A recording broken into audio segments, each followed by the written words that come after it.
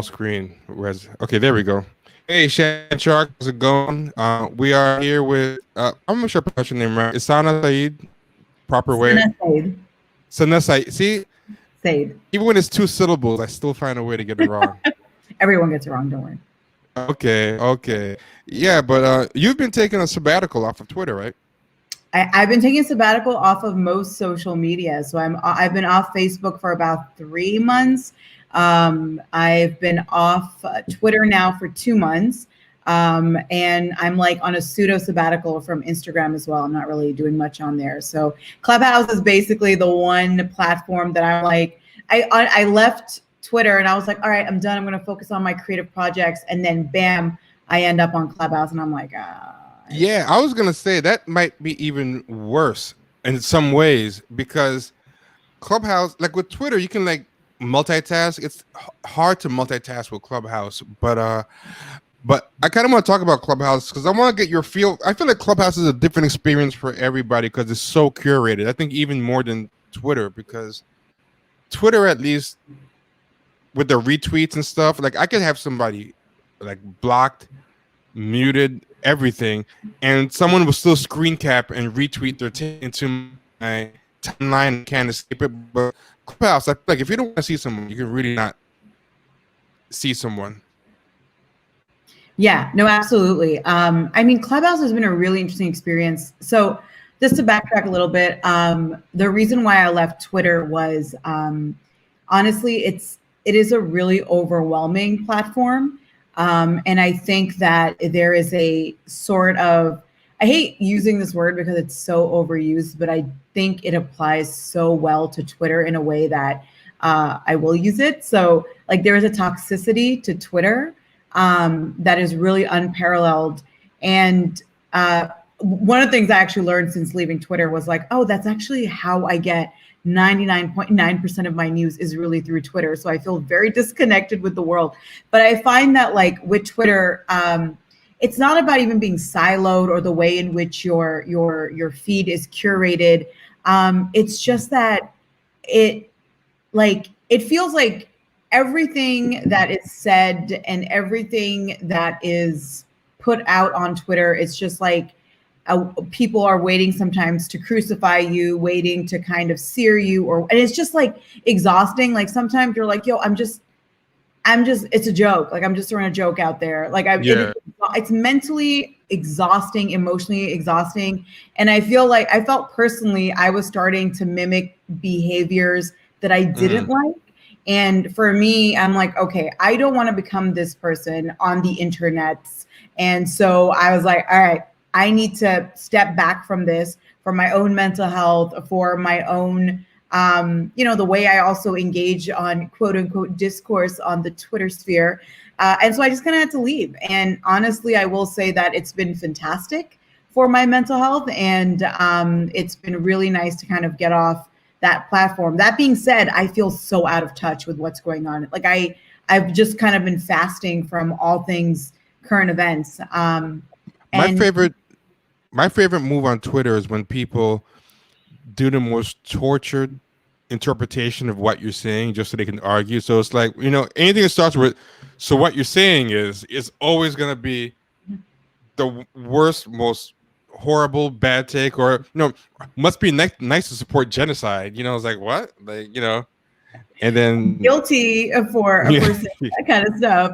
I mean, the problem with Twitter is that like, it really promotes like snarky banter, right? Which I love. I love snark. I love banter. But the problem becomes when that is all we're putting out is snarky banter, right? And like, I think I found myself, like I kind of vacillate between snarky banter and then randomly like, here's some really deep shit to think about for a little while. And I think that can throw people off. But I'm like, that is my duality, snark and like deep thoughts.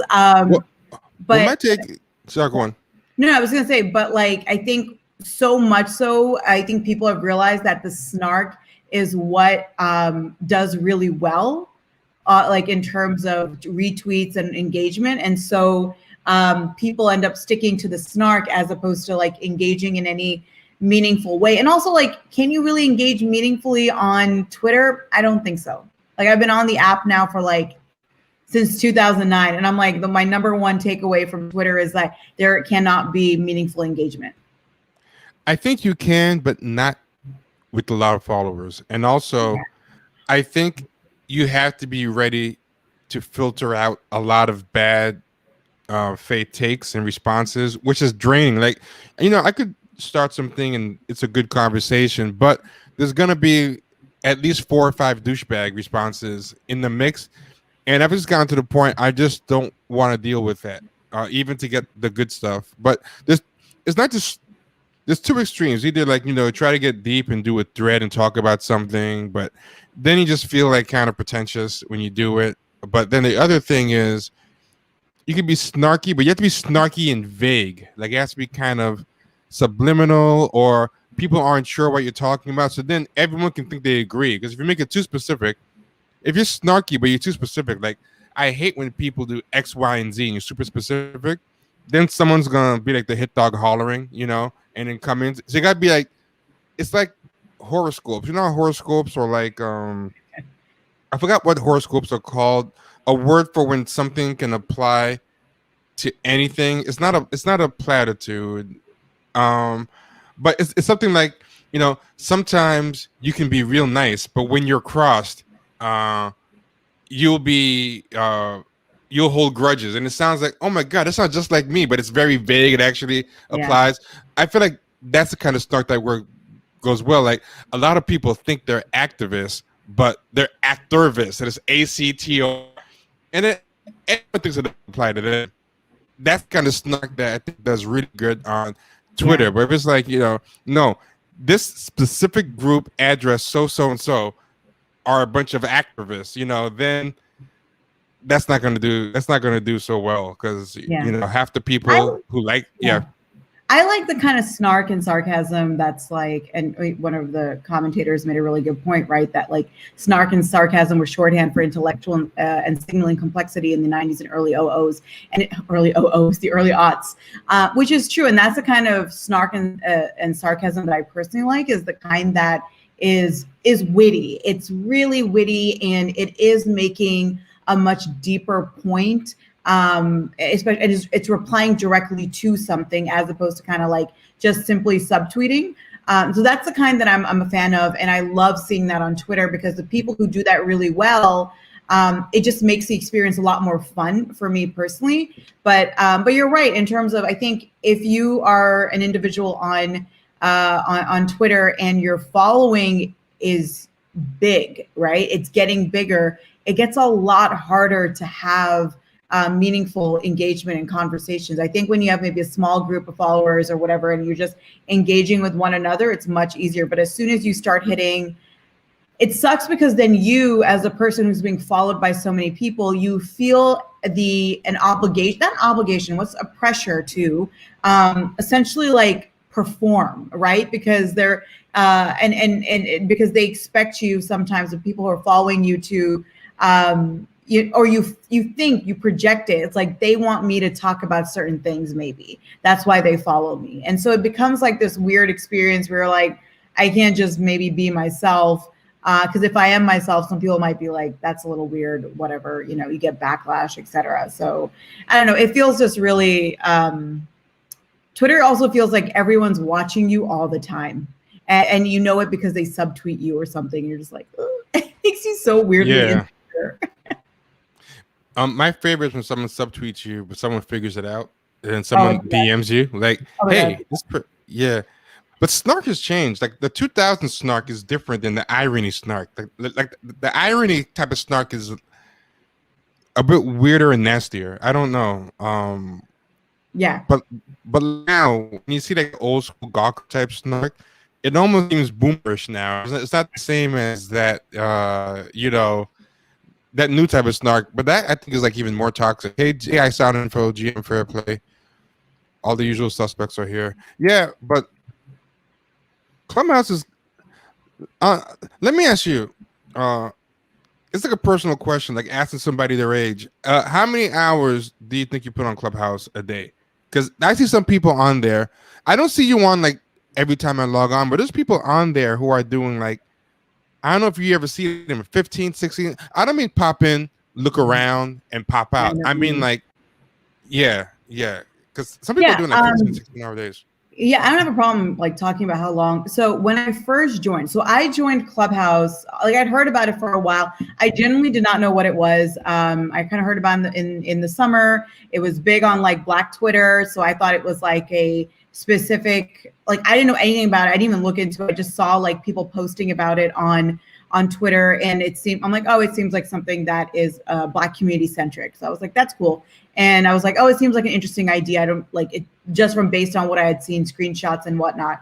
And so on January 6th, when there was a storming of the Capitol building, one of my friends reached out and he's like, hey, you want to talk about what just happened? I'll send you, you want to talk about it on Clubhouse? And I'm like, oh, can I get on that? Like, is that a thing? And so he sent me an invite. And I was like, I thought I would just be on Clubhouse, like maybe that night and not like, and that's it. Like, it was just kind of like a one-time thing because I had a great conversation. And thus began an addiction I did not realize that I would develop. And for the first, I will say for the first three, oh my God, I had no sense of time. I had no sense of like all my responsibilities went out the door. I probably was not even eating properly. Like it was so weird. I hadn't experienced that kind of an attachment to it's not even to the app but to the experience. And I can't remember the last time I felt like an attachment to an experience like that, because here I was like, and I think it has a lot to do with the fact that we're joining it in the midst of this pandemic, right? So like you're joining it, the time is and already off. Exactly. Right. And so, because I mean, I've been really strict with like, just self-isolating and whatnot, maybe a little too strict, but so for me and for a lot of other people, it was like, wow, we're like meeting new people. And this is also before the app has really opened in January or in February, the app has opened up a lot more. So when I joined, it was like about 1 or 2 million people on the app. And now we've got over 6 million people on Clubhouse. Right. So because they opened it up even more in February. And so when I joined, it was so intimate and new and novel. And like, we were having these great conversations and people weren't taking it necessarily that seriously. And I was able to, so I was spending Wait, when did you join? So I joined January 6th. Okay. That's when I joined. And so I was spending, honestly, like I would wake up in the morning and like I would put on, like I'd be at work, but I would put Clubhouse on just so it's like I'm listening to conversations or whatever, maybe joining in during my lunch break. And then as soon as 5 p.m. would hit and I'm done with work, I join, be on it till like 3 a.m., talking to people nonstop in different rooms or whatever, while I'm trying to be an adult and like cook food for myself and like do all the other things I need to do.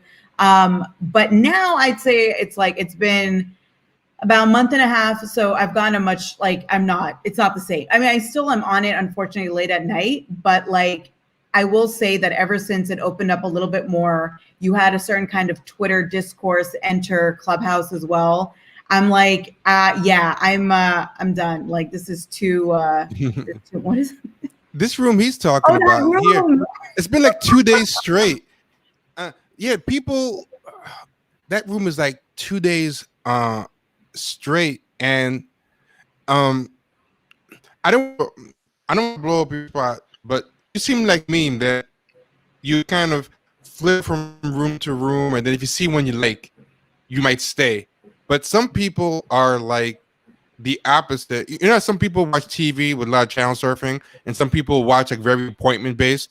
There are some people that are in like 1 or 2 rooms per day, and they just do marathon stretches in those rooms. Like there's one guy that I follow. Every time I log on, he's in his first room of the day, and he'll be in that room.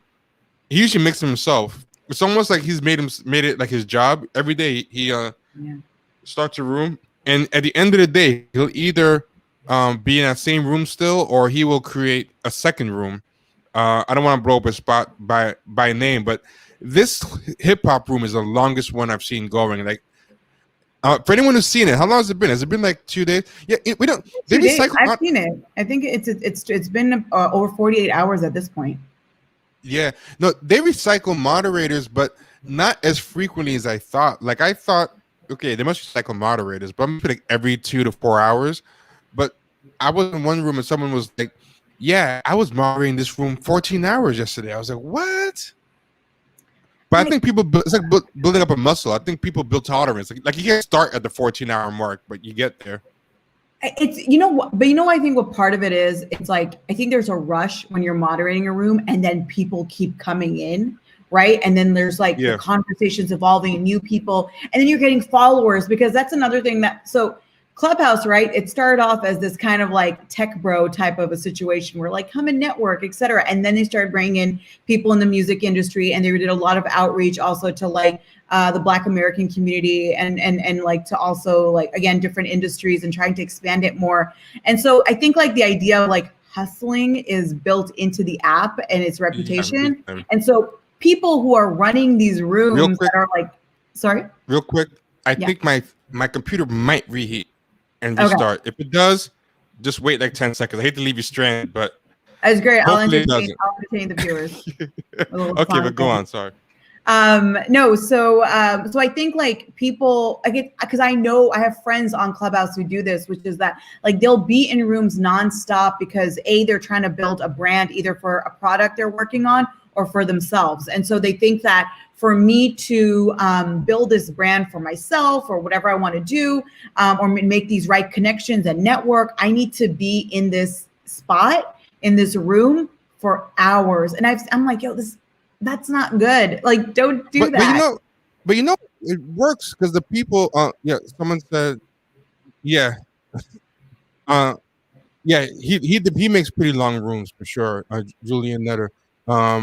He's a cool dude. He just makes really long rooms. It works though, because the people who do what you said, I noticed, like there's this one woman who seems to be, people are becoming like Clubhouse influencers or celebrities like right before our eyes. And this woman, I swear, every day she has like 1,000 new followers, but she grinds. So you can do it, but I would be drained. It's exhausting. Like today I was in one room as a participant, and then I created a response room as a moderator, and I was so drained. I was like, oh my God, how do people do this? Like, especially if you have like a 9-to-5 job or any kind of job, like, or you have a family. And I'm like, this is draining, because first of all, we already like in the pandemic, a lot of us have not been using this energy. So like someone like me who's extremely extroverted, I have lost the ability to like, I'm like, I don't use my energy with people anymore. So now I'm on this app, and when I do use it with people, I feel so drained, and I don't like to keep a room going for like, I think the longest room I've been in, I'm trying to think, like maybe 4 or 5 hours or something, but I was going in and out. It's not like straight in there and that's it. And it really is a grind. But then I want to ask like people who do this, okay, so let's say you're growing all these followers. Now you've got 5,000 followers, 10,000 followers, 20,000 followers, right? What is that? How is that being used as well? Like, that's what I'm really curious for, is like, especially because right now Clubhouse doesn't have any kind of monetization, which I know they're working towards as well. Some people, I think, I could say what I would use it for, right? Like my thought was I was gonna build awareness of the podcast, and then that'll bring people over to the YouTube, to the podcast, whatever. I thought that was gonna happen, but what I didn't realize was how draining it was to moderate rooms. And I just don't like how draining it is. Or in the beginning, I didn't really know how to rein people in when they were just filibustering, because some people just do not know how to be succinct at all. They talk circular.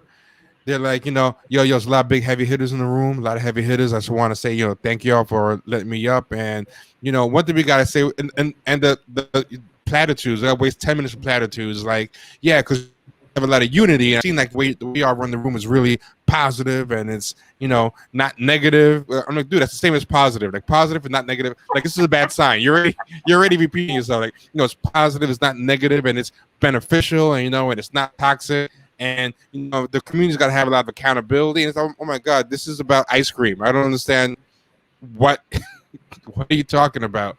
So there are so many people who love to just hear themselves talk, and you're just like, it feels very ironic for someone who has a podcast to say, but a lot of people like to hear themselves talk. Yeah, and The other thing is, once I started trying to actively rein that in, that makes moderating even more draining. If you want to have orderly room, that makes the moderating even more draining because you have to keep cutting people off, yeah, it's crazy.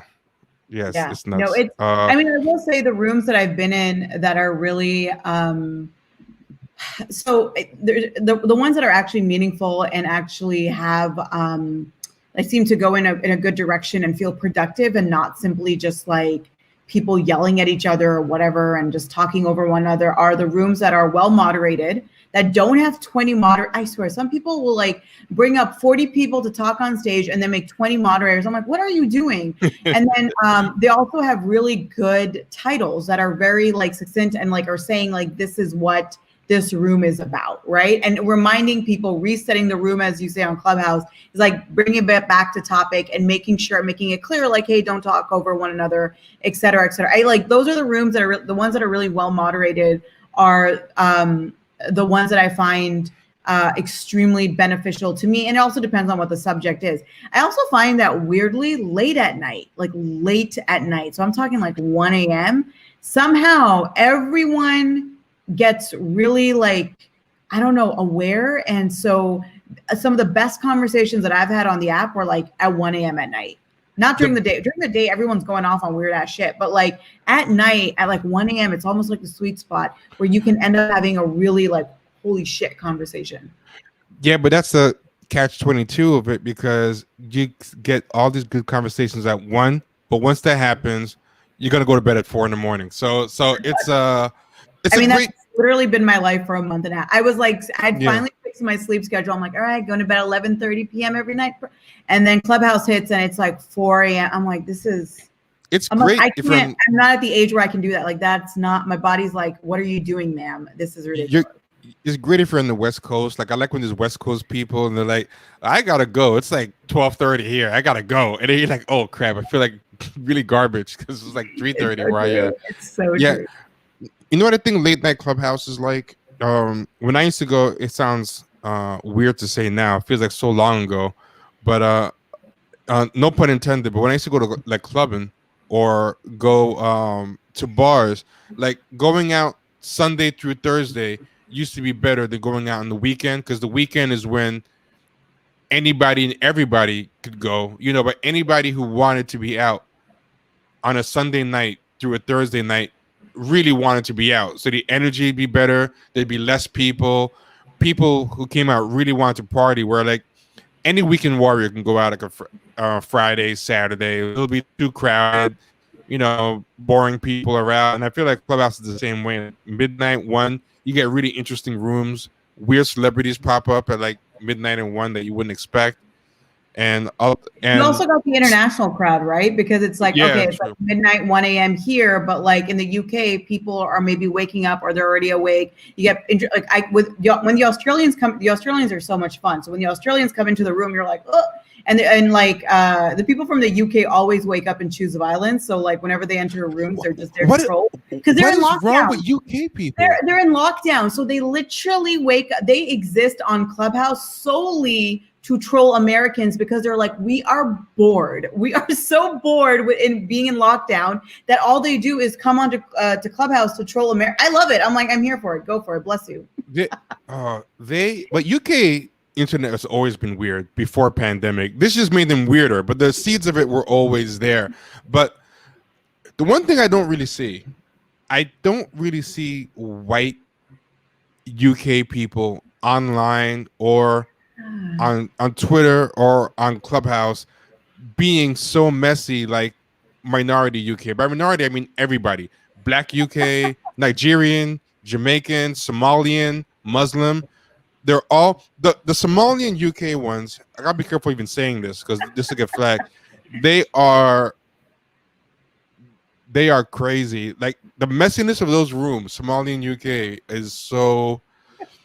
Oh my God! Somalian guys. Sorry, introduction. Oh, sort of following them. Just I want any room you're in. I'm gonna go to it. I just go to any room that's Somalian. Yeah, and the way they talk to each other is so rude, and they fight with each other, but they keep going into each other's rooms. It's the craziest thing. Yeah, no. So when I joined Clubhouse, so after I was in my initial like storming of the Capitol, what does it mean type of room, I started going into the UK Somali rooms, and I was like, these are the greatest trolls to have ever existed. They were like doing such funny rooms. They were doing there was this one, I don't know if they still do it, but they were doing a series of rooms called the ex-Somali crew. And so basically they're like, these are for all the ex-Somalis out there. And it's all parody, it's all satire. Yeah. And it was hilarious when I joined. I was like, this is a level of humor that a lot of Americans wish they could reach, because this is really funny. But yeah, Yeah, like I think a you know lot what's of weird about them? They're really funny, but they are genuinely toxic too. Like, especially even to each other. It's the weirdest thing. no, But it's pretty genuinely funny. Yeah. Yeah. No, it's someone just said they bring that uncut colonial energy. We would say don't play with Somalis. It's true. Oh You yeah. don't not want to mess with any Somalis, man. They're very good at coordinatedly taking you down, like even better than 4chan people. Like, I knew a girl that tried to roast Somali people on Twitter, and she got banned. Yeah, they mass reported her. It did not go well. Nope. No, you will not survive. You will never survive up against a Somali wall. You will never survive. Yeah, but one no, thing I mean, about them, fight each other like crazy, but when someone says anything about Somalis, they just unite into a united front. That's the way it should be. That's the way all minorities should be. Like, you know, I agree. hello each other when no one's around, but yeah, but then you band together when you need to band together. I'm like, yeah, I think the Somalis provide a really good blueprint, no pun intended, because their flag. I think they provide a really good blueprint for how to be. I will say that's another thing I love about, one thing that I do love a lot about Clubhouse is that the way it exposes you to certain like online communities from certain like backgrounds in a way that you don't get exposed to them on like Twitter per se, right? Like obviously there's like Somali Twitter, which is its own beast, but then when you like see Somali Clubhouse and like UK Somali Clubhouse versus US, it's like, oh, this is so interesting to see how these interact. Or even voices make a difference. It's very different. And then sometimes you'll see like, oh yeah, I see where the Twitter feels are kind of coming in. And it's interesting. Like it's been really, I mean, in the Muslim, so I'm really involved in Muslim Clubhouse, which is basically a mixture of all these different groups, right? It's like in Muslim Clubhouse, you get everybody because we're a religion, we're not an ethnicity. And so it's just like, you get the Somalis, you get the North Africans who are incredible on this app. You get like, you know, the Arabs, the South Asians, the Black American, you get everyone on there. And to see everyone kind of come together, like it is both amazing and also so frustrating because like the conversations are just, I was just in a conversation right now and I'm like, oh my God, we're all talking from such different angles about the same thing. And it's like, it's like a lot. I've been in the Muslim, some of those rooms. I've seen you in a lot of those Muslim rooms too. Yeah. I come into those rooms because I follow you and two other people. When I first got on Clubhouse, it was really good, then turned really bad fast because I was following basically nothing but Black people, and that was good at first, but then as it went on, the type of Black people that were coming on were changing more and more. So I started getting like, I mean, I don't know if you know what this means, but Morris Science Temple rooms started popping up in, because I don't really get the algorithm, but it seems like this is a mistake I was making. I was just following back anybody that would follow me. I was being very undiscriminating. And I didn't realize that changes your lobby, you know, the rooms that you see. So the signal to noise ratio was going really bad. Like there were all these ADOS versus diaspora rooms happening, like 4 or 5 of them popping up in my lobby every day, and I'm like, I don't want to see that anymore. Then there would be like the Rise and Grind Hustle LLC rooms, you know, with the passive. Yeah, somebody was asking, how do all these LLC people be on Twitter all day? Anyone who follows any of those LLC Rise and Grind Hustle culture accounts knows they all claim to have passive income. So supposedly they would tell you, I just made $1,000 sitting in this Clubhouse room without having to do anything. That'll be their claim. But so it's getting really monotonous. So then when some of my friends who are Muslim, white, Asian, whatever, Latinos started popping on, or into like politics or left Twitter, I started following them, and it just became an oasis. Whenever I saw any room that wasn't one of those same old topics like gender war, ADO West versus immigrants, or I'm going to teach you how to buy 5 houses with bad credit or anything like that, I would just jump in. And that's where I started realizing that every different style of Clubhouse has its own different. And I will maintain, if you get a chance, stumble onto Latino Clubhouse, I think that is still the best one. You say I need to. So that actually, I'm glad you brought that up, because one of the most frustrating things about Clubhouse is how difficult. So once you get sucked into like one realm universe, of a one universe, you're stuck. You're just like, you're like trying to get out. You're like, but then how do I find these people? Because if I can't find those rooms, like my hallway, honestly, like 95% of the stuff in my hallway, I'm like, I do not care about any of these. Like, what is this? I don't care about stocks. Why do I get these? Like, what all this stuff. But like, and I get, by the way, for some reason, I get all those Addis rooms as well. And I'm like, why am I getting all these like interesting conversations, or, you know, but yeah, the thing is, once you're in one particular universe of Clubhouse, you can't get out of it. And so I've been trying to figure out how to get to, because you said that about like how the Latino, like the Latin group was like, Clubhouse is really great, really chill, like no drama, not toxic. And I'm like, how do I get there? What do I do? Man. And it's the same people. It's like the same, they're like a family. It's the same 100 people or so in the rooms each time, the same 30 on stage each time. And it's like stand-up comedy or sketch comedy. They just make a theme, and then you would think they knew each other for years. It's very bizarre. I mean, I hope it stays that way. I hope it doesn't. Like, they're not arguing about colorism. They're not arguing about, you know, diaspora wars, like, you know, Puerto Ricans versus Dominicans. Yeah. And which is weird, because, you know, I was always under the impression that different types of Latinos have different issues, but I guess on Clubhouse, it doesn't happen. I don't know. But yeah, they had one room one night. It was sexy Latinas for you. And then I was like, what kind of thing is this? This kind of, sex worker room or something? So I was like, that's really weird, right? But this girl I knew that was in it, and she was on stage. So I'm like, okay, I'm too curious. I got to see what she's doing on the stage. So I went there, and the theme of the room was, they were doing a Shark Tank room for penis, and it was a panel of Latinas on the speaker section. And what they would do is they would say, come up here and pitch your penis, and then we'll decide if you want to invest in your penis. So then, you know, guys would come on, and they would be like, you know, one guy would be like, you know, it's really reliable. This guy goes, oh, what is it, a car? Get out of here. This is like, and someone would be like, I'm out. They would follow the Shark Tank format. They'd be like, I'm out. And someone's like, oh, I'll invest like 20%.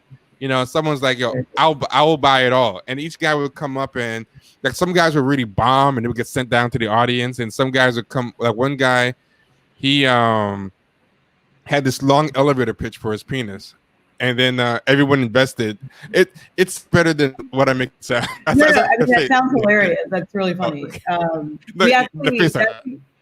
was in a room last night called Shrimp Tank, and we're hoping that the guy who did it does it on the regular. But it was basically like, it was like Shrimp Tank, like Shark Tank, but bad ideas and no money. And it was actually a lot. So we basically were going up with really bad ideas to pitch, and then basically being like, we don't have any money, but I'll give you a picture of my cat if you let me invest 100%. And we're like, absolutely. And it was like a lot of fun to hear people's, like, people were doing using PTR or pull to refresh, they were doing like slideshows to make their, like, it was really like well thought out creative ideas that were ridiculous, but it was hilarious. And that's the kind of Clubhouse I like, kind of the absurd, the like ridiculous ideas where you're just like, not even just shooting the shit with people, but you're really being creative in how you're engaging with one another. You're not just talking about, you know, super serious stuff all the time, but actually trying to, like, I don't know, get creative and have fun. I love that side of Clubhouse.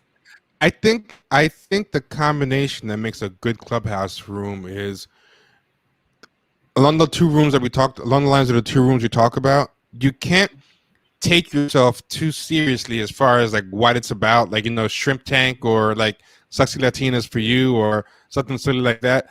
But you take yourself seriously as far as I'm going to try to be funny, I'm going to be creative. You know, I'm going to like that guy who had a clearly written elevator pitch that was like, you know, really long. And the people running it, you know, just coming up with the idea, and then they were all trying to be as clever as possible. I think the opposite room is what you talked about. The topic is really serious, as in colorism and colonialism in the 19th century. Like, it's like, oh wow, this is like a heavy room. Like, what the hell? That's a lot to cover. But then everything they're saying is, well, you know, this is violence and we need accountability. And in the community, this is the laziest. Like, these are the same 15 Tumblr talking points. But that's what I meant by Twitter discourse. It's like literally the only argument you have can be fit into 240 characters. And if we push you on the argument, you don't have another tweet. You're like, that's it. That was the tweet. I don't have an argument. And that's what I mean. Like, as soon as that Twitter discourse came into Clubhouse, I'm like, oh, this is so like, yeah, exactly. Like, everything is violence. Like, you saying this is, I'm like, do you know what that word means? Like, actually, no, I'll give you an example. They have these heavy rooms all the time about ADO West, which is descendants of American slavery versus, you know, diaspora rooms. And it's like, okay, this could be a good topic if anybody talks about anything concrete and real solutions. But what ended up just being discussed over and over, someone will come in, like, there's the first person to ever say this, listen, man, I'm sick of this. Yo, white supremacy doesn't see a difference between any of us. Okay, we know that. Like, why do you keep acting? This is a, like, okay. So, like, white supremacy doesn't see a difference between any of us. You know, when the cops come, they'll pull all of us over. They don't care. So we got to unite. Okay, and we have to unite. How do you make everyone unite? Like, no one ever said it. They say the same thing over. We got to unite. We got to unite. It's like, okay, clearly everybody wants to unite. That's like saying, hey, we have to make a deal. And I'm trying to sell the house, you're trying to buy it. We have to make a deal. That's all we keep saying. Okay, at some point, someone has to name a price. Someone has to name the terms of the deal. Like, everybody wants a deal. Everybody would like to theoretically unite, but I hate those rooms. It's good to know that every one of those conversations has that guy, because in a Muslim Clubhouse, you have, like, sometimes you'll have the Sunni and Shia room, and Sunni and Shia are two major sects of Islam, as Sunni being the majority. And so people will be having like a serious conversation about differences and this and that. And there'll be that one guy who's like, who needs these labels? Why can't we all get along? And you're just like, bruh, like, that's literally what we're talking about, is how to get to the point. Like, chill. And he's like, we're all Muslim, it doesn't matter. And I'm like, and it's, of course, it's always someone from like the majority group. Like, so Sunni who's like, we should all just, and it's just like, all right, move on. Like, every wow, no one thought of that before. Wow, thanks. My biggest pet peeve on Clubhouse is when you're having an intense conversation. It's really good. Someone raises their hand to be a speaker, and their only question is, "Hi, can you just like tell me what the conversation's about?" And you're just like, and you're like, we just reset the room. Like, what is this? It's one of my biggest pet peeves when people raise their hand to just say that, or I'm just here to listen. It's like, okay, we'll stay in the audience. Yeah, that one's really annoying. Yeah, when someone just comes up and never talks. Yeah, my favorite is the person who never has anything to say until someone else starts talking. That's my favorite one. Like, it'll be dead silent. No one, the guy is not saying anything. Then someone starts talking. You go, yo, and it's like interrupting. It's like, Dad, do you have anything to say without interrupt? Like, there's dead air. You're like, okay, you had stuff to say.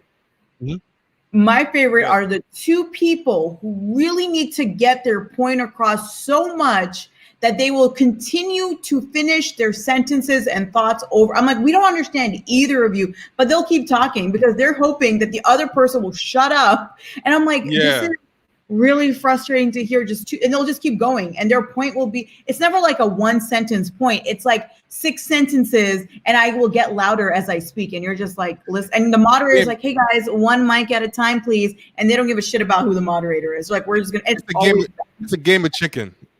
It is. It's And a you're game just of like, voice chicken. It's oh, like I'm not yeah. going to fold first.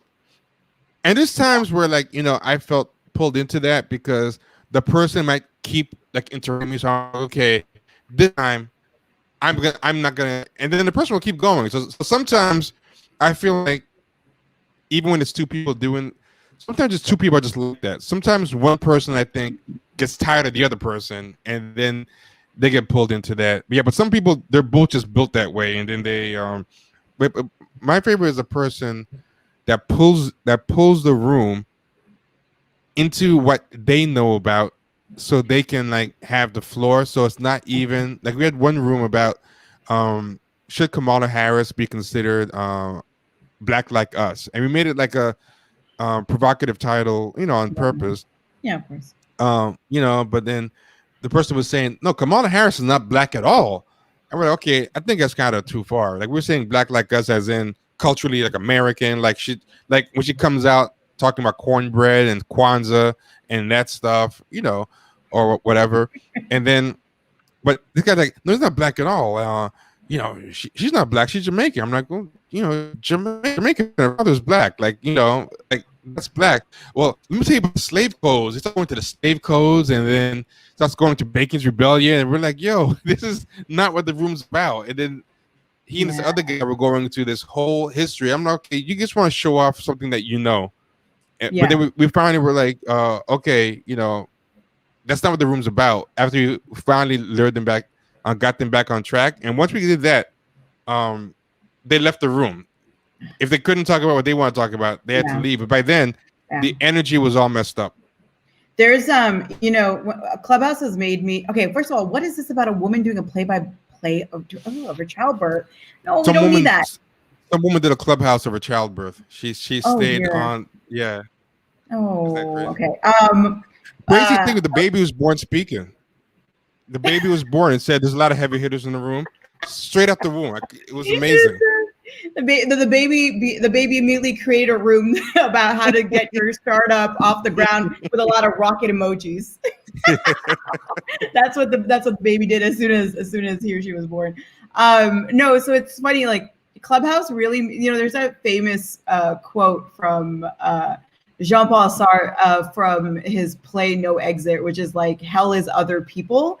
And I'm like, yo, I always thought that was about like Twitter, but I really think it's Clubhouse, because the way that Clubhouse, because here's the thing, when you get older, right? Like I'm in my 30s now. So when you get older, you get really good at like kind of like being good at curating and sifting through people you want in your life. You're when you're in high school, you're in college, you're in your 20s, you're like, I'll be friends with whoever, whatever. It's all cool. We chill. And your relationships are relatively superficial. By the time you're in your late 20s, early 30s, you're over that. You want things of more substance. So you start like sifting through, like, if someone annoys you, you're like, bam, never going to talk to this person again. Yeah. On Clubhouse, you don't get like, the only thing you can do is block people, but then like it becomes a whole thing because you're like, you're keeping me from entering rooms that could benefit me, and it becomes a whole drama. So even blocking is like really aggressive on Clubhouse. But now you're forced to like interact with people that you cannot stand, but you have to interact with them because you're in a group that you want to be a part of because it's an interesting conversation, or there are other people in there that you really like, and it really tests your like patience as an adult in those rooms. And you're like, wow, people suck. Like people actually are so hard. And like, and then you realize, wait, I'm that person for someone else. Like when I walk into a room, there's probably someone who's like, ugh, I wish I could just block her. I'm like, oh, that hurts. Well, you know what? I get blocked a lot on Twitter, but I get why I'm blocked on Twitter. Like I'm not gonna bring out the smallest violin, but I was blocked by someone on Clubhouse, and that confused me because I don't fight with anybody in Clubhouse, and that was really interesting. But then I realized what it was. The person who invited me to Clubhouse was Yvette Carnell, and then her people had a falling out with each other. So then I think what started happening was I think people started seeing I was invited by her, and they're like, oh, he's going to be a mole, he's going to be a spot. But I'm not even involved in that group at all, but so I started seeing rooms where I wasn't able to get in. Yeah. So if someone in the room has you blocked, then you can't get into the room, right? No, you Well, can't. If they're a speaker, I believe if they're a speaker, if they're a right? speaker, If they're a yeah. speaker, yeah. However, if they're in the audience, you can enter and they get a notification that, oh, someone you blocked, I think, is in the room. Or no, sorry. Hold on, I'm trying to remember because I've been blocked and I'm like, what is going? And I don't even know who. When I figure out who blocks me, I'm like, oh, because it's like you got to do a little bit of investigative work. You're like, okay, looking at a few rooms I'm blocked in, what's the common denominator? Yeah, But yeah. yeah, when definitely someone who's blocked you is a speaker, you cannot get into the room. Even if your friends are in the room, you can't even necessarily see that they're in that room. Or if you see it, it says this room has ended when it's not. And that's what I mean. It's like blocking on Clubhouse it feels so much more nefarious in certain ways than it is on like Twitter or anywhere else.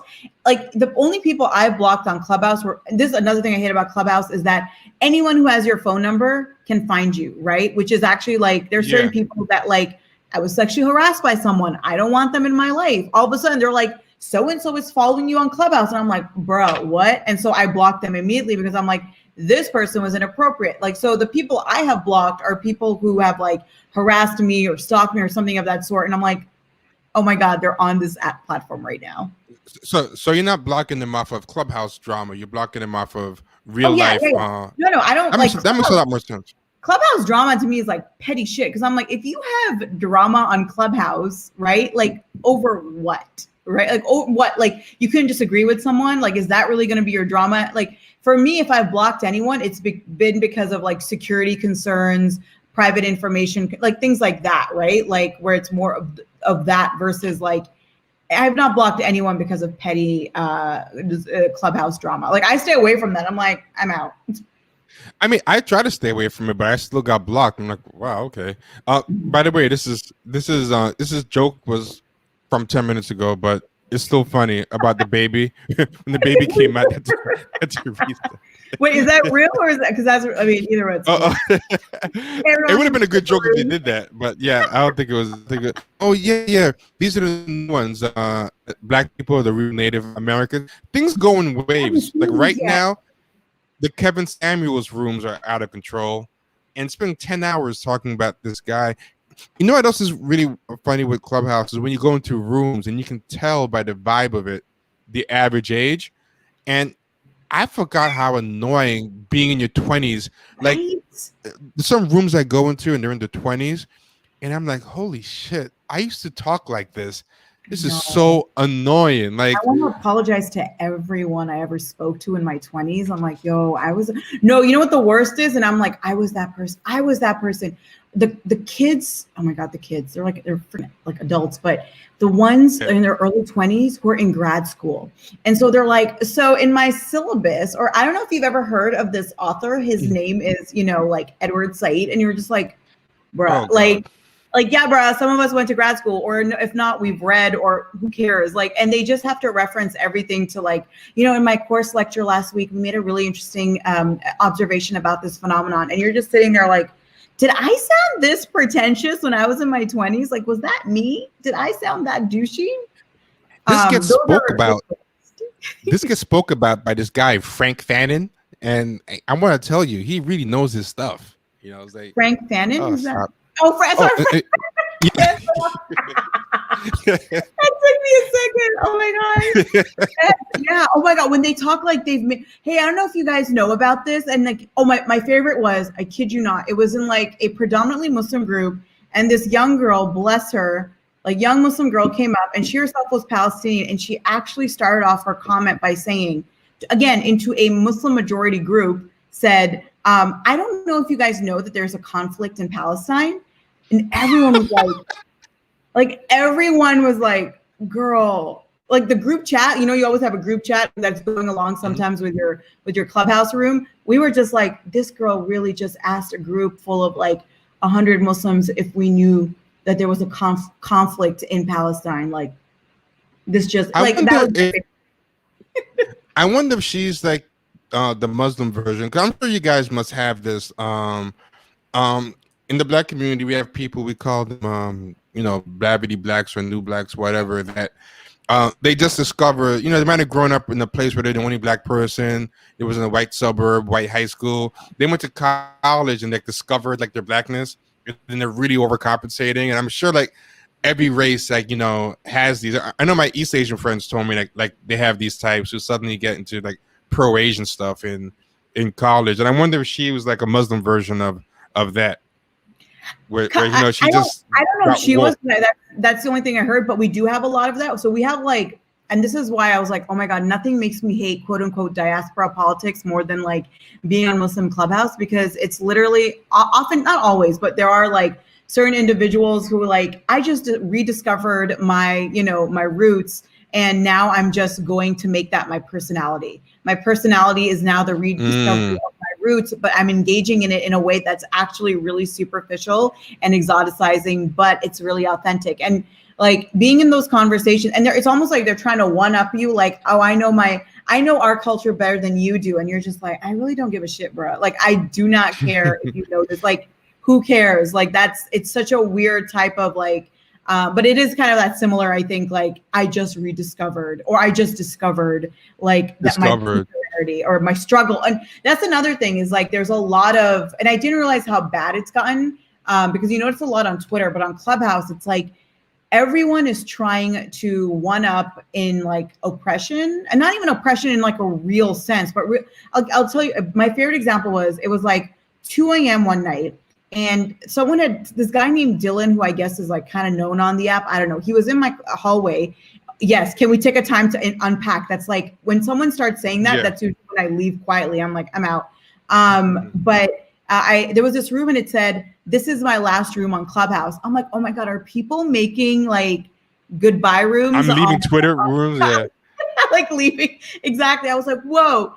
And it was I was like, is this what white men talk about? Like I entered the room, it was like predominantly white men, and they were talking about, so the main guy, I don't know, he never reset the room. I was in it for like an hour and I'm like, dude, reset the room. Like people were asking him and he wouldn't do it. But it seemed like basically he was offended by, like he had said something to, I think, someone who was like black, and then they said something like, I don't know. That's why he didn't want to reset the room, because if he had to reset it, people would probably turn on him.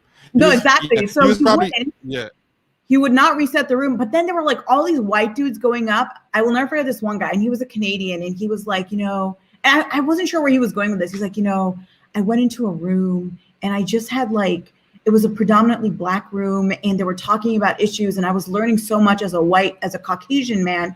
And then they noticed that I was the only Caucasian man there, and then they kicked me out, and it just hurt you.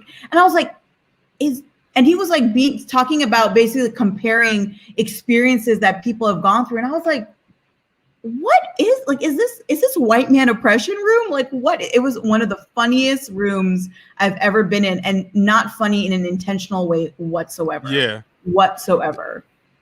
I feel like Muslim house is like a mix between Latino Clubhouse and Black intersectional Clubhouse, in that the Latino Clubhouse thing has very much like a crack jokes, and it's a big extended family vibe, right? And in fact, I never really see them heavy about anything. I never get them talk about intra-Hispanic diaspora violence. Don't talk about colonialism.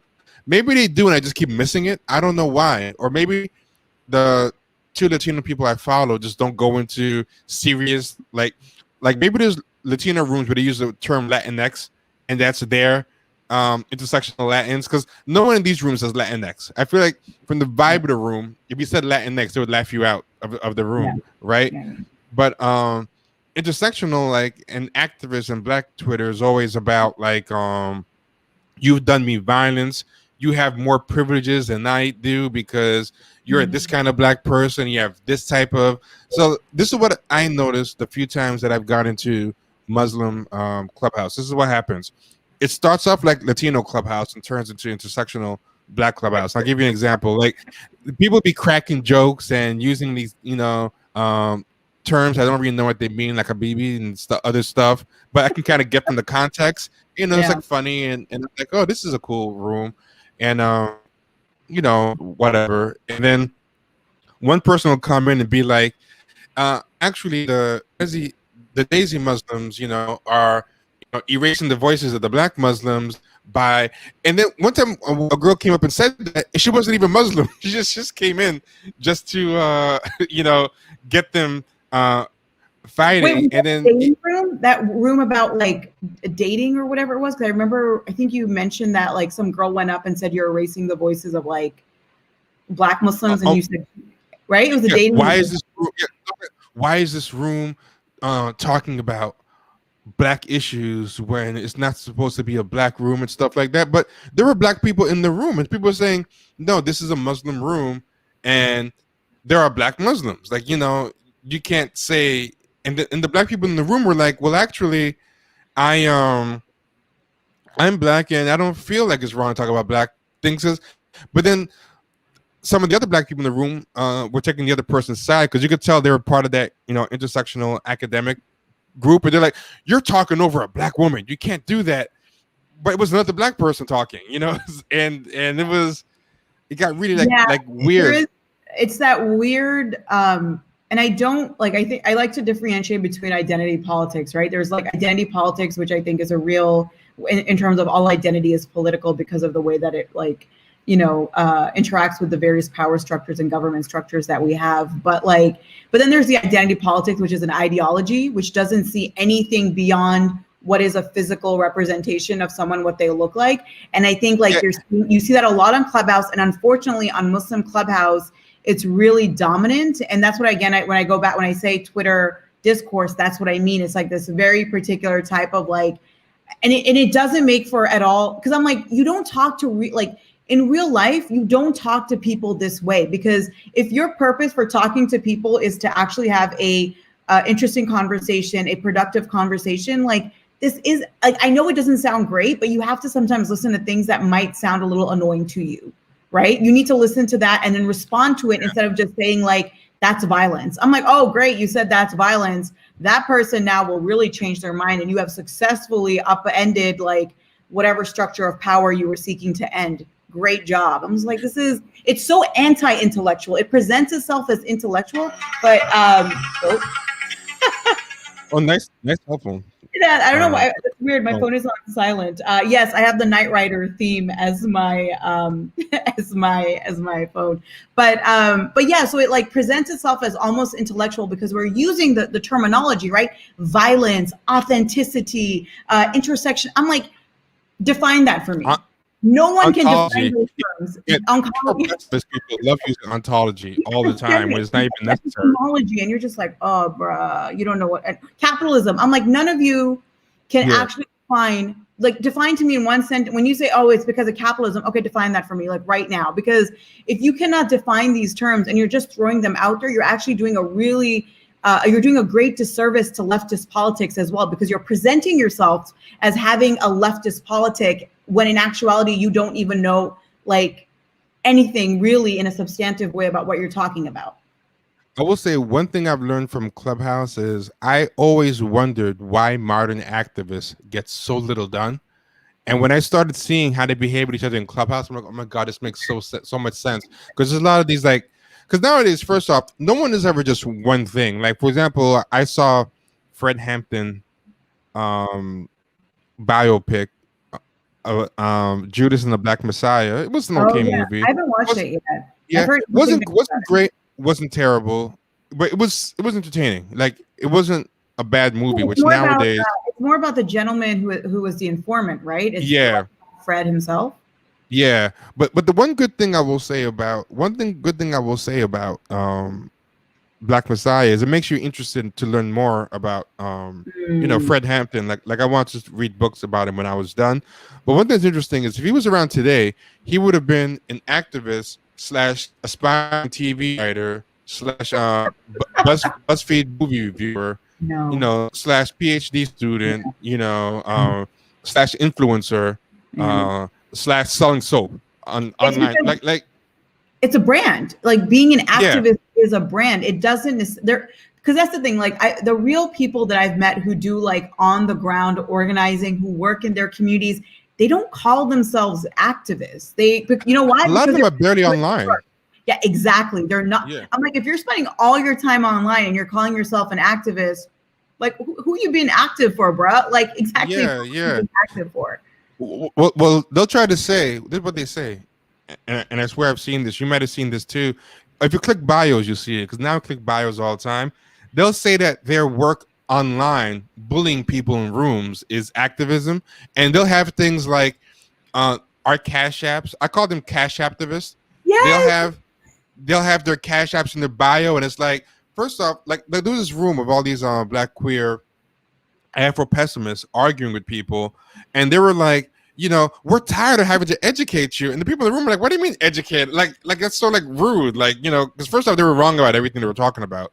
But Yeah. it's like, what do you mean educate us, right? And then they're like, well, if you notice, you have black and you have black queer and black women in this room giving you their emotional labor to educate you, and you should be donating to each of us, for this, for educating you and whatever.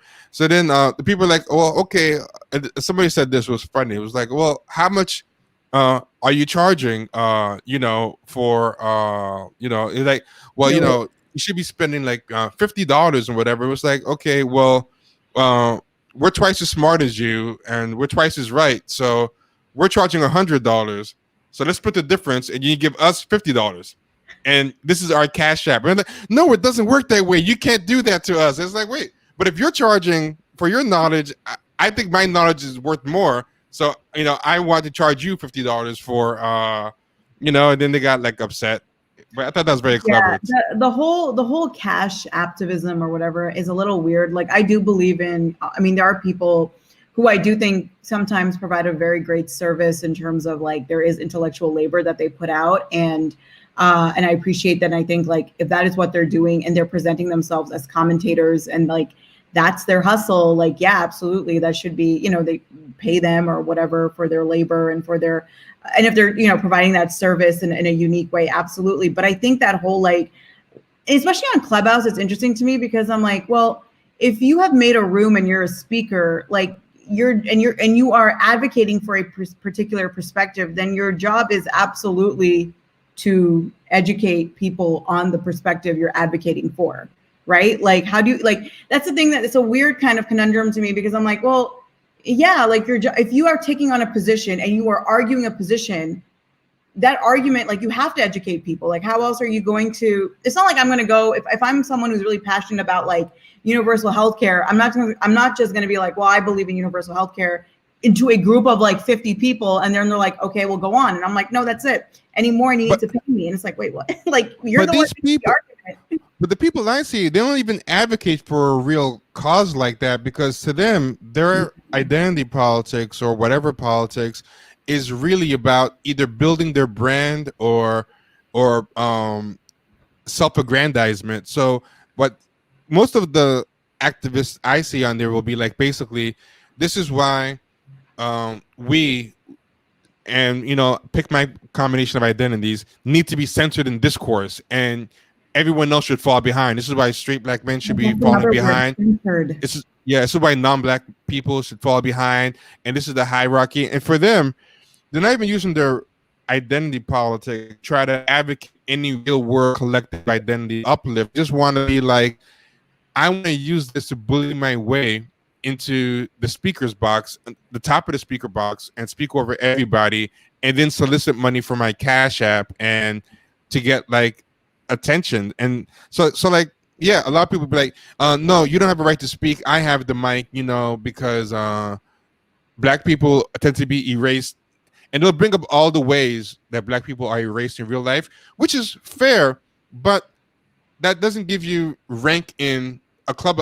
Like for example, I was in one room and this guy was talking about something, and then this woman, misrepresented his point, and then he interrupted back to say, no, that's a total opposite of what I was saying. And then the guy said, and the girl responded, see, there you go again, wielding your heteropatriarchal privilege to erase my opinions. Like, no, this is not the real world where whatever, say he does have like a big house or he his father's a judge, whatever. None of has any play in Clubhouse when you're a moderator. If anything, this is the most egalitarian type of thing. Like none of his real life hetero patriarchal privilege is giving him any power over you in this room. You know, it's yeah. I just want to yeah. this comment, which I really like, from Chaotic Goods, which says, asking for money for educating people means you don't actually care about liberation at all. It's a hustle. And really, of course, under capitalism, everything will turn into a hustle. And I think that exactly is the point, right? It's just like education like is an inherent part of liberation. Like that is, if you do stand for the liberation of all people and any people, then you need to realize like part of that is, and especially if you're going to identify yourself as being a leftist in any real sense, whether it's a Marxist or whatever it is, like, then you know that education is an inherent part of what your job is as well, because you are trying to educate against this dominant systems of capitalism and imperialism and so on and so forth. So yeah, no, absolutely, I agree, 100% Chaotic Goods. I also think another reason they do that is they're hustling, whatever. But I notice it's also like a defense thing. So if they use one of their jargony or buzzwordy, for example, they'd be like, you know, that's straight black men have all this privilege, and that you do not lead movements. And then someone says, well, give an example of all these straight black men trying to lead movements, because all the movements right now are none of the black men, and also a tangible examples of patriarchal power. Like, you know, like can I beat a case using the fact that I'm a black man? Can I do this? And then they're like, oh, I'm not here to educate. Like the I'm not here to educate you line, I notice, comes after they've been trying to educate you, but you just asked for data. I've noticed, like, they were fine educating you when they thought you would just roll over and take it. But when you ask for data, then it's like, oh, I'm not here to educate you unless you pay me. It was like, wait, you were educating me all this time. Why did you stop now? A lot of times it's because I think they don't have an answer. So I think sometimes it's to hustle, and sometimes they know this person's not going to want to pay me. So if I say you have to pay me, and then when they potentially say no, then I can say, oh, well, I would have dropped all this knowledge on you, but, you know, you didn't pay me, and it's not my job. You're asking for emotional labor. So it's a combination of the two, I think. Well, what you said and the stalling tactic. Like, can you imagine being in a relationship, whether it's romantic or platonic, and then you're like talking to your friend and you're like, listen, like, sorry, I'm going to have to stop you there. For this conversation to go further, you're going to have to cash at me. Someone did something similar to that. Like, and I'm just like, this doesn't work in life. Like when you're talking to people and you're like, whether you're talking to your dad, you're talking to a boyfriend or a girlfriend or whoever, a partner, and you're just like, oh, sorry, there's like a lot of emotional labor I'm putting into this, and I do feel like I'm like, it doesn't make sense. It really doesn't make sense. Someone did do that. Do you remember on Twitter when it went viral? Somebody thought they were like, you're right. Yeah, I used to remember. Someone actually. She sent a text. Someone said, I remember that. Mm-hmm. In fact, I should ask on Twitter.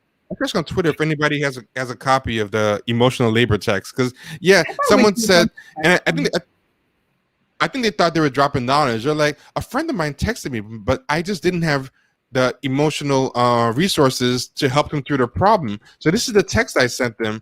And then everyone's like, oh my God, lady, you're insane. Like what are you doing? She texts her friends like, yeah.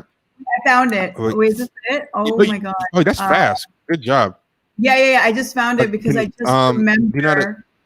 So it was by someone named Melissa A. Fabello, PhD. And she said, I want to chat briefly about this text. Sorry?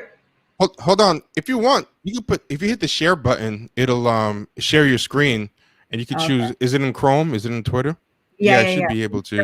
Just make sure your DMs are closed and everything. I don't want you to accidentally share anything personal. Everyone's about to see that I am a. Okay, don't show that again.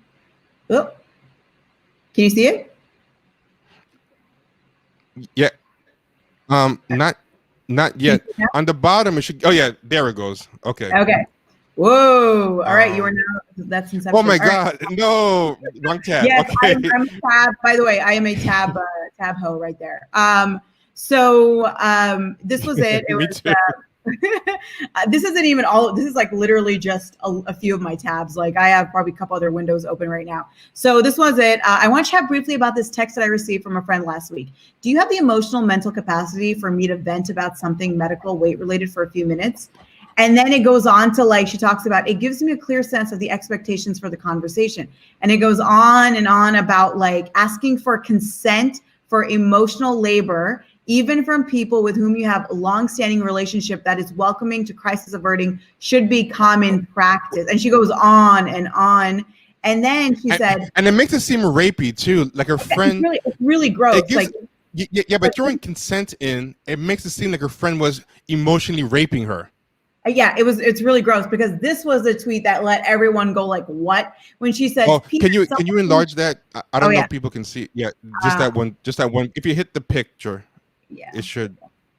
Oh no, I meant just hit the actual pic. There we go. Yeah, there we go. This was a template that she gave people. She's like, if you don't have the capacity to support them, hey, I'm so glad you reached out. I'm actually at capacity helping someone else who's in a crisis, dealing with some personal stuff right now, and I don't think I can hold appropriate space for you. Could we connect later date or time instead? Do you have someone else you could reach out to? And it's so, I was like, I love the pawning you off to someone. That's the best part. Like that's, and it's I have also a better like, friend than me. It's so bizarre to me because, and I love because she completely got like, everyone was like, girl, what? Like, why are you treating human relationships in such a mechanical way? And I say this also as someone who, you know, I have, oh, stop sharing. I do have like, I have a couple of friends and we have the way we're like super chill, whatever, but we've made it clear to one another, like, hey, listen, if there's a time when like, it feels like you can't take on like what I'm talking about, just let me know. It's cool. And it's very casual. There's no template. Yeah. It's like literally like if I'm going through something and my friend like is like needs someone, I'll be like, I'm really sorry. I need like a day and I can be with you. And it's very casual and whatever. It's not like this human resourcey or like, I need your consent to like, it's so, the way that was put out was as though friendships are transactional and commodities, like that an emotional labor is a commodity that we are trading in. And it's like, oh. Something that I think happens to people, and I think it's like a vicious cycle. I don't know if people who are like this gravitate to the internet because they're like, okay, I don't have to deal with eye contact, with the subtle nuances, whatever. Or I don't know if being on the internet too much turns people into this, but there's different types of personalities. Sometimes it might be because they're severely autistic or something. Sometimes it might be because they're narcissistic or sociopathic, or there's all different types of reasons why somebody's personality may not understand human nuances and interactions. But people like that tend to need scripts for everything, even though for different reasons. Like, so the sociopath is very different than, say, a severely autistic person, but both types of people are people who go through things where I'm learning how to be human by script. Like, okay, when people die, everybody's crying. I'm supposed to have this kind of face, or this is what people do. And I think for people like that, the internet's a very kind of safe place for them, you know, to whatever. And I think Tumblr, for some reason, had a lot of people collecting scripts. And if you notice, those people, when they're on Clubhouse, you can tell people who went from the Tumblr, Twitter to Clubhouse pipeline and never broke the spell. Because a lot of my friends came off Tumblr and they'll laugh about it. They'll be like, yeah, I remember when I was on Tumblr and we used to do this. And there's some people who've never broken the mold. They've never like outgrown it. And I think they're the ones who talk with that jargon, violence, abuse. They can't master spontaneous human speech. And the reason I bring all this up is I think on Tumblr in certain schools, that tweet would have gone over well. Like, people would have been like, you go, girl, that's a perfect, you know, because everyone there is there for the same thing. They all want scripts on how to, like, that's, but Twitter, for better or worse, still has a lot of relatively normal people on it. And that's the funniest thing about what she put. She really thought that was going to just get applause. I know. And that's like the funniest part is like, and everyone was like, this is weird, and we're going to tell you it's weird. By the way, I like to say that like Tumblr is the Ronald Reagan of the internet. So like we can like trace back so many evil American policies like today to like Ronald Reagan. And I'm like, just like that, we can trace back a lot of shit on the internet to Tumblr. So Tumblr is the Ronald Reagan of the internet. The craziest thing about Tumblr is millennials I know with the worst, most irrational, toxic conversation and activism and outlooks, styles possible, all came from Tumblr. And the ones with the best, most rational, like see through the bullshit and hypocrisy and whatever, came from Tumblr. Like Tumblr, I feel like there's one or two things. You get immersed in the bullshit when you're young and you're like, oh my God, this is the worst thing. I learned the hard way. And seeing that ugly side of what wokeness can be, made me immune to that bullshit going forward. Yeah. Or they never outgrow it and it becomes a permanent personality. So I find no one comes out medium for Tumblr. They either come out like great because they get the solution from the bullshit after buying into it, or they it's like cults. Cults are like that. Some people leave cults and they become the most clear-minded, clear-eyed person, Yeah, I think part of it is also, and this is like a really, I think, merciful like approach to it. When I see a lot of people who are well-meaning and they've gone through some shit in their lives, and whether they got it from Tumblr or from Twitter, I think like they see certain things happen in their lives and they don't have the language for it, and so when they did T just drop off? All right, looks like it's just me. Hello, everybody. I guess we'll wait for T to come back on. Hello, Outlook. Outlook. I'll read some of these comments while we wait for T to come back. It's just an effect of coming of age on the internet on a place like Tumblr. Wait, will it let me? No, it won't let me pin that. But I think other social media platforms. What just happened? Other social media platforms have developed its own script, an example being like Reddit or politics. Yeah. You can tell a Tumblr refugee from Reddit refugee to someone on 4chan like 6 months ago. Yeah, I mean, what I was just basically going to say is that I think there are a lot of people who've been through things in their lives, or they've had experiences and they've never had the language to actually explore or understand it. And so places like Twitter or Tumblr kind of provided them with certain language.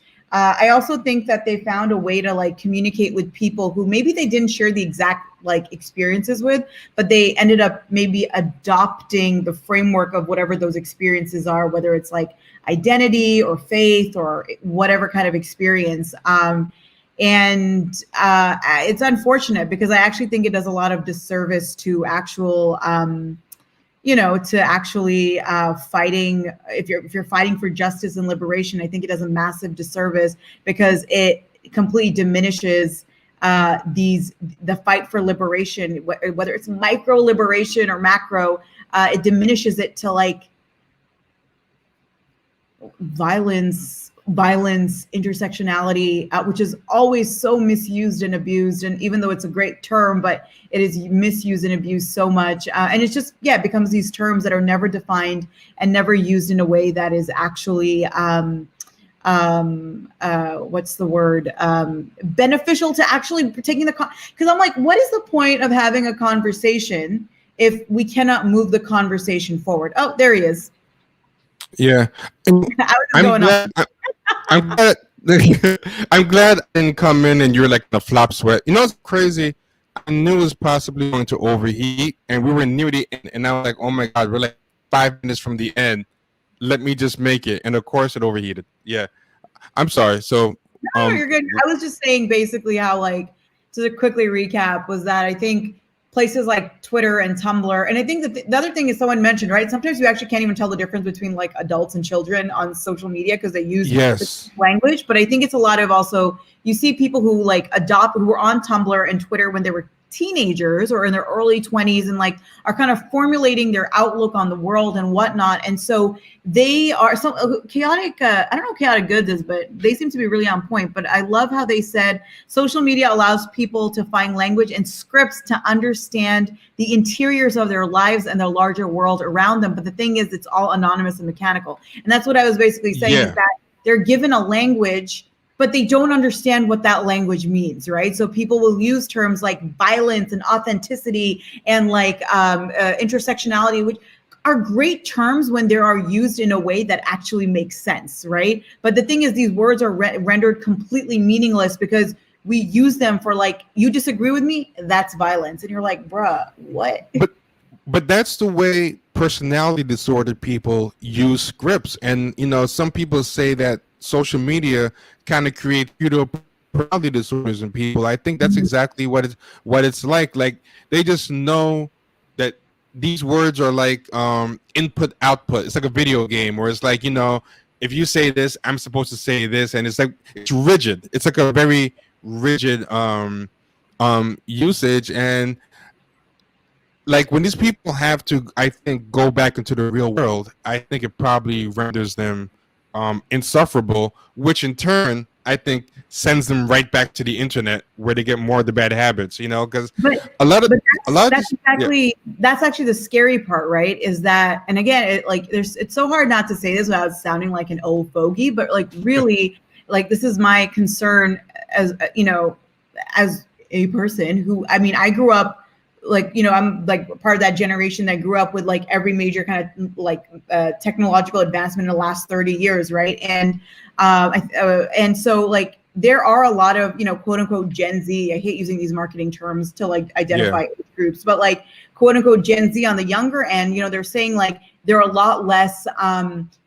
They don't socialize as much. They spend more time indoors, and that's how they interact with people. They go on all, whether it's TikTok or Discord or whatever they're on, Discord or whatever they're on, like those platforms. That is where they, or Instagram or whatever, that's, or Snapchat, etc. That is the beginning and end for a lot of teenagers, like of their social lives, right?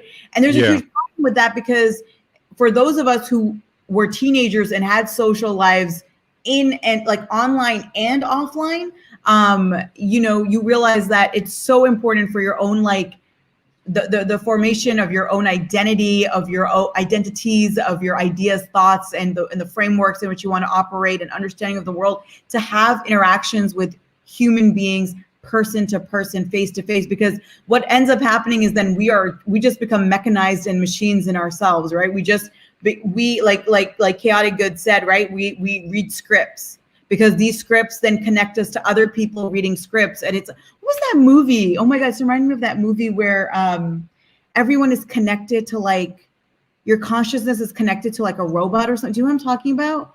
What movie was that? It's totally by design, Chaotic Goods. It's totally by design. Did it have Bruce Willis in it? Is it a movie or an episode of Black Mirror? Well, there was Black Mirror, but no, there was a movie. Why can't I remember? It's like on the tip of my tongue, where people like go get hooked up to like robots to live. It's not 12 Monkeys, is it? No, it's not 12 Monkeys. I don't know why I can't remember. It'll come back to me. It's not the Matrix. I feel like someone's going to say, no, it's not the Matrix. It's not the Matrix. It's something else. It's like on the tip of my tongue. The chat has to know. Oh, so no one in the chat. Well, you know, the chat is a couple of seconds, a couple of minutes delayed. So maybe it'll pop up. They might not have heard the question yet, but let's see. But I mean, keep going. Someone will come up with that. I bet. But basically, right? Like we've just become it. Like there's no better way of saying it than like we are so mechanized, and just like, especially you see a lot of younger people with this, where it's like you are just repeating the same talking points without critically engaging with what they mean at all. Also, empathy. People do that when they have trouble generating empathy, so they don't know what the proper response to things is supposed to be. Like if you had real empathy, then your friend coming at you with a problem, you would just feel horrible and you would just automatically respond the right way. But like if you watch the episode of Dexter, Dexter, like, is trying to connect with his sister, and he's like, he tries to hug her. He doesn't know why he's like, it's like a human robot. I think that's how these people kind of are. They want to be activists. They want to be jobs or roles that involve caring, but they don't actually know how to generate spontaneous empathy. No, not only, but they don't know how to talk to people. By the way, it's not Fifth Element, fantastic movie. I think it actually is Surrogates, if I'm not mistaken. I think it's the Surrogates. Surrogates. But not only that, but it's like, if you're talking, like, again, there's so many people and various ages. It's not just like quote unquote young people and teenagers. But it's a lot of people who talk about liberation and talk about all these things and decolonize yourself in our communities and et cetera, and do activism and they identify as activists or whatever. And yet I'm like, but if you cannot talk, because here's the thing, when you actually go into a community that you want to work with and you want to help liberate, guess what? You're not going to meet everyone who agrees with your textbook idea of what they should believe, right? People, like everyone else, from no matter what community they're from, are complicated and have complex ideas, and that like their ideas are really impacted by everything from like, class, gender, like all these different things have an impact on how they're thinking, what their position in society is. And if you cannot have a conversation with them or be able to engage with them and understand where they're coming from, and by the way, I'm not talking about people who are like Nazis. I'm like, don't engage with the Nazis, but like, people that you're trying to liberate like you're some sort of savior, or trying to work with a particular community. If you can't even talk to them, let alone like empathize with them, like, then it's just performative. Like what you're doing is purely performative. And I think that's the other thing, is that everything we're doing is ultimately performative. This online dating is a great example. I remember when Tinder first came out, they used to have these things called auto likers, and then Tinder changed their thing so you could auto like, but this is what guys were doing. Check this out. And some of them were getting like majorly laid off this. They would take the auto liker, and what the auto liker would do is you set a geographic distance, right? You set like your age range and everything, all this stuff, whatever your parameters are, and then you download the auto liker. It's a separate app, but it use the API of Tinder, and it would just like every single thing. So it would go like super fast, but it would swipe. Which is one when you like it? Swipe left or swipe right? Swipe right. Whichever one means you like it.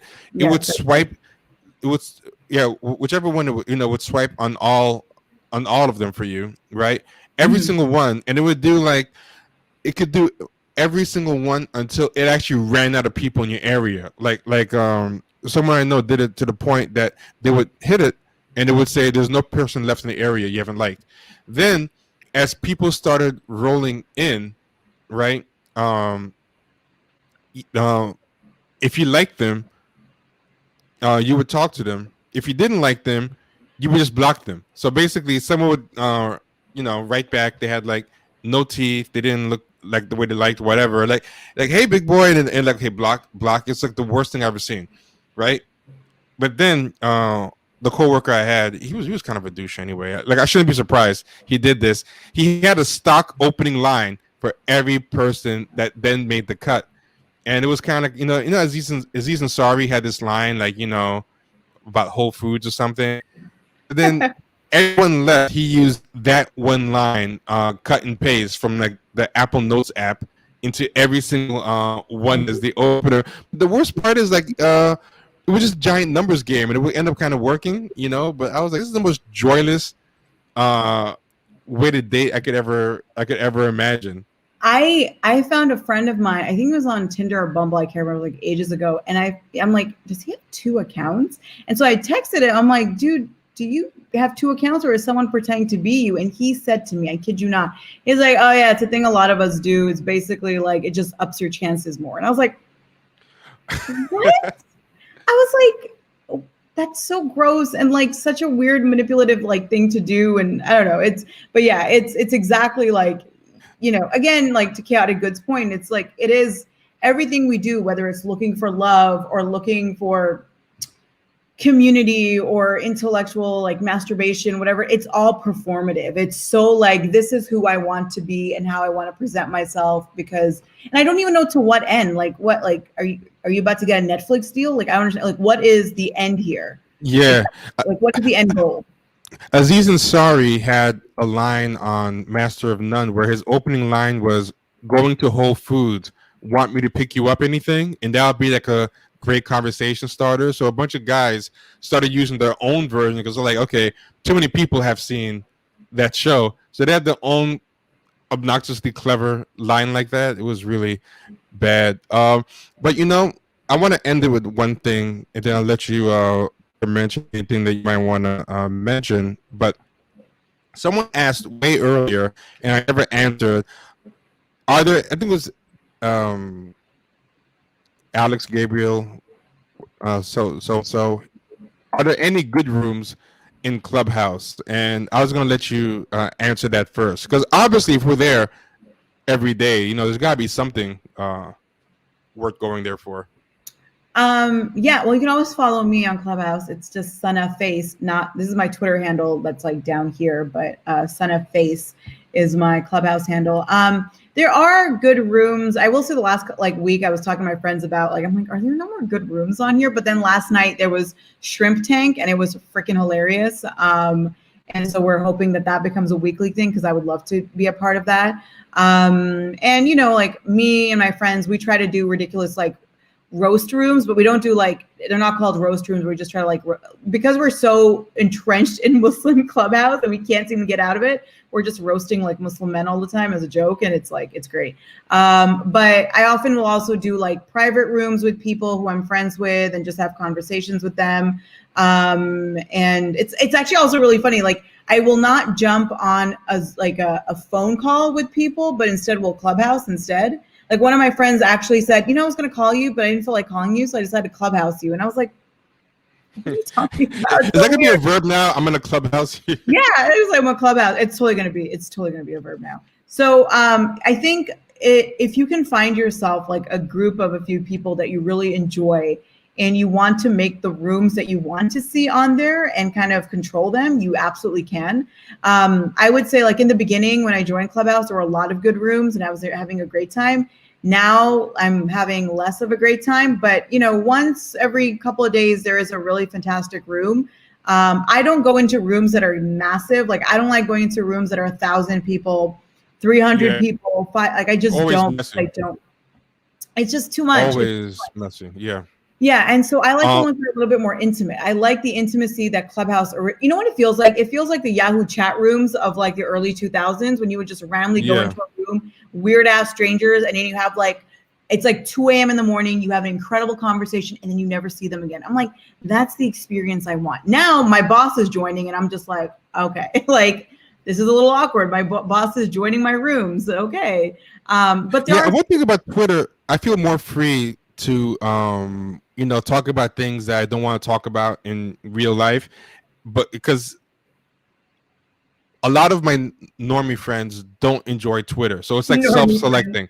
Yeah, it's just self-selecting. Whereas a lot of my regular, like, I still Obama friends and whatever are digging Clubhouse. So it's like, oh my god, if enough of like my family friends that have like the worst politics on earth start joining Clubhouse, it's gonna be really ruined for me, because they're gonna be like, well, you don't like Obama? Really? I thought you were joking when you said that at dinner, like, stuff like that. But yeah, I will say this: you have 111 followers. That's good. I have you follow about 111 people. I made the mistake of following back everybody that followed me, so I follow back almost 400, and my signal to noise ratio is hot garbage. So I would tell people, do what Sana did, be selective. Like, you followed by 10 times the amount of people that you follow, where mine is almost even, and it's horrible. Like, be very selective. The signal to noise ratio for you, I'm sure, is probably way better. I'm trying to like cut it back and pare it down to like a third or a quarter what I have now.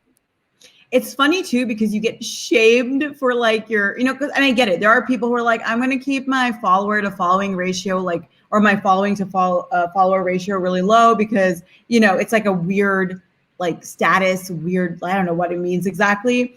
And so I'll be in a room sometimes and people are like, oh, you're not following me. And I'm like, it's literally A, because we're always in the same rooms anyway. B, like, I'm trying to find people that I'm actually interested. Like you and I will always find each other in a room because we're in the same networks anyways. And secondly, Yeah. I'm trying to follow people who are not normally in my networks and that I want to be able to connect with for whatever reason. I want to hear what they have to say. I'm like, girl, you and I just text each other. Like, why do we literally follow each other all the time. I already had like a couple of friends who got upset with me because I didn't follow them. And I was like, oh, I don't need this drama in my life.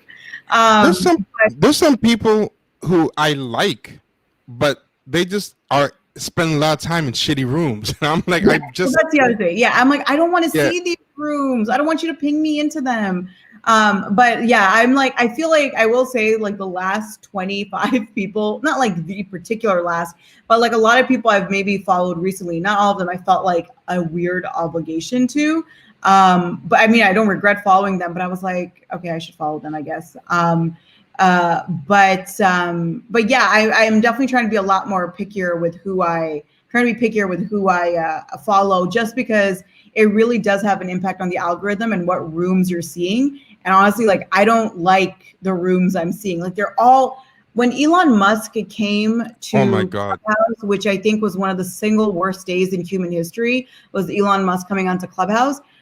Every single room was, I'm like, there is pathetic, and then there's this, which was like pre-gaming for Elon Musk coming onto Clubhouse, and I'm like, who pre-games that shit? That's such a weird thing. That was very weird. People act like it was a holiday. Yeah. People not following back, not responding to a DM, or unfollowing someone is seen as an offense, as offensive online. Yeah, and it doesn't need to be like, I don't think these things need to be offensive, especially like, look, if you're like friends in real life, if I'm unfollowing you on a platform, it's not ever personal because we're still friends. Like, unless if it is personal, you will know 100% that it's personal. Yeah. I mean, I think it's a good place. I think it's a good place to end it. Thanks for joining. I'll probably see you on Clubhouse later. You absolutely will. I listen to it. It's my like soundtrack now. If I find a good room with an argument, I listen to it at the gym. I'm like, those are my favorite rooms that are like messy in a fun way, and I could just sit back and laugh. Or small rooms are like the best. Yeah, I would say that you find a nice small room, but yeah, the signal to ratio, there's always something good going on. Just a signal to ratio can be crap if you're not careful. You need to do more with Champagne Sharks, though. By the way, on Clubhouse, you need to do a little bit more on there. Yeah, I know. I do. You got a good thing going there. Thank you. I just get drained when I need to find somebody to co-moderate with me, and then that'll be good. Like I sound info in the room. He co-moderates me sometimes, and those are good. But I've got to be in the mood because I mean, you've seen it yourself. It could be draining. Like like you feel tired from moderating. You'd be like, "Why am I so tired?" And like, "Oh, it's that I was just moderating for 2 hours." One good thing is there's people. Now, when I see them, I know, like, okay, don't even let them on the stage. They're gonna just filibuster. It's so true. It's so true. Yeah, but any last things you wanna? No problem. I think you plugged everything, right? This is your username on Clubhouse, Sauna Face. I put it up there. Oh, one last thing I want to say, just to people out there, we're doing a giveaway on Friday for the movie Tasmanian Devil. If you look it up, you can see the trailer for it.